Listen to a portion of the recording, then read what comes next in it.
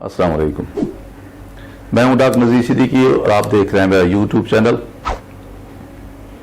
दोस्तों, पिछले कई हफ्तों से मुल्क में -1 फार्मूले का बार बार जिक्र हो रहा है, जिसका मतलब है कि मौजूदा जमहूरी बंदोबस्त और हुकूमत चलती रहे, लेकिन इसमें इमरान खान माइनस हो जाएं, यानी वजीर आज़म ना रहें, और उनकी जगह पर भले तहरीक इंसाफ से ही कोई और लीडर वजीर आज़म बन जाए। जाहिर है, ना तो ये मतालबा इमरान खान मंजूर कर सकते हैं और ना ही पीटीआई के अंदर इज्तिमाई तौर पर यह सोच मौजूद है। हाँ, अलबत्ता पीटीआई के कुछ लोग या हुकूमत की इत्तेहादी कुछ जमातें ऐसा सोच सकती हैं। ताहम गुज़श्ता रोज़ इमरान खान ने कौमी असम्बली के इजलास में अपने खिताब के दौरान जब ये कहा कि अपोजिशन -1 चाहती है, तो ये बहस अब एक नया रुख अख्तियार कर गई है। इमरान खान ने साथ ही ये भी कह दिया है कि अगर -1 हुआ तो मेरे साथ बाकी सब लोग भी जाएंगे, जिसका मतलब यह है कि पूरे जमहूरी सिस्टम को ही लपेट दिया जाएगा। इमरान खान या तो अदम एतमाद के जरिए बाहर हो सकते हैं या फिर किसी गैर आईनी कदम के जरिए -1 के फार्मूले पर अमल किया जा सकता है। बजट की आसानी से मंजूरी अदम एतमाद के इम्कानात को ख़त्म कर देती है, जबकि कोरोना की वबा, भारत चीन तसादुम और मुल्क की मुश्किल इक़्तिसादी सूरत हाल किसी भी गैर आईनी और गैर जमहूरी कदम के रास्ते में एक बड़ी रुकावट है।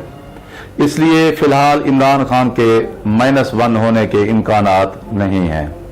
जहाँ तक अपोजिशन का ताल्लुक है, मौजूदा जमहूरी सेटअप में पीपल्स पार्टी के पास आज सिंध की हुकूमत मौजूद है, और अगर कोई गैर आईनी कदम उठाया जाता है तो ज़रूरी नहीं है कि सिंध में अगली हुकूमत भी पीपल्स पार्टी की ही हो।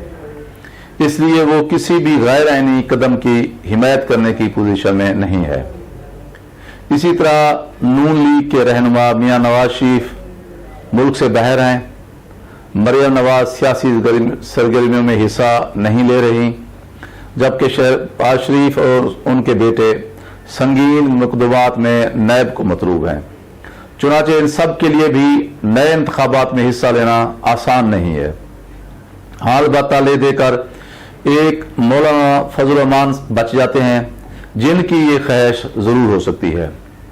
इसलिए अपोजिशन भी मजमूई तौर पर चाहेगी कि इमरान खान अपना मौजूदा टेन्योर या मुद्दत पूरी कर लें, ताकि उनकी कमजोरियां खुलकर कौम के सामने आ सकें।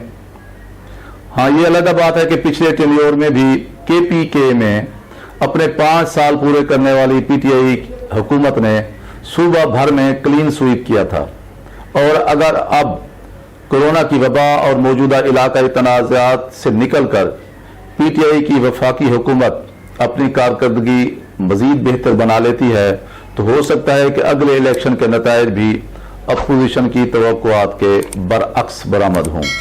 पाकिस्तान की कौमी तारीख को जहन में रखते हुए जहां तक इस्टेब्लिशमेंट का ताल्लुक है, वो पूरी तरह से हुकूमत के साथ खड़ी हुई नजर आती है।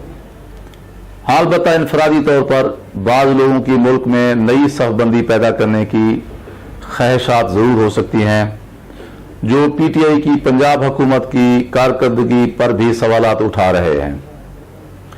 मैंगल ग्रुप और काफ लीग के पीटीआई से बढ़ते हुए फासले भी बहुत अहम हैं, लेकिन बजट की आसानी से मंजूरी ने पीटीआई और इमरान खान के एतमाद में मजीद इजाफा कर दिया है, जबकि अपोजिशन की कमजोरियां मजीद खुलकर सामने आ गई हैं।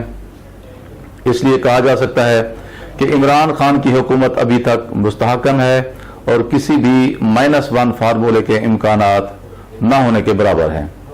अलबत्ता एक बात बड़ी अहम है कि पीटीआई की वफाकी और सूबाई हुकूमतों को अपने मुंतखब नुमाइंदों और गैर मुंतखब मुशीरों और मुआवनीन खसूसी के दरमियान एक तवाज़ुन ज़रूर कायम रखना चाहिए।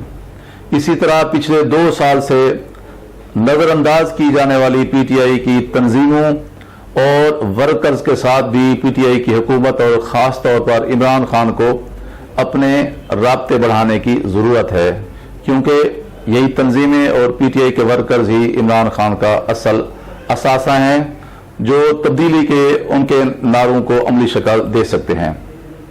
ये इतलात भी आ रही हैं कि पीटीआई के कई मुंतखब नुमाइंदे नज़रअंदाज किए जाने पर खुश नहीं हैं। इसलिए कहा जा सकता है कि इमरान खान को मुल्क में हकीकी मानों में तब्दीली लाने के लिए अभी एक लंबा सफ़र तय करना बाकी है। दोस्तों, आपसे गुजारिश है कि मेरे YouTube चैनल को सब्सक्राइब कीजिए, बेल आइकॉन को ज़रूर प्रेस कीजिए और मेरी इस वीडियो को ज़्यादा शेयर कीजिए, ज़्यादा से ज़्यादा लाइक कीजिए और कमेंट सेक्शन में अपने कमेंट से मुझे ज़रूर रहनुमाई फरमाइए और अपना ख्याल रखिए। बहुत शुक्रिया। अस्सलाम वालेकुम।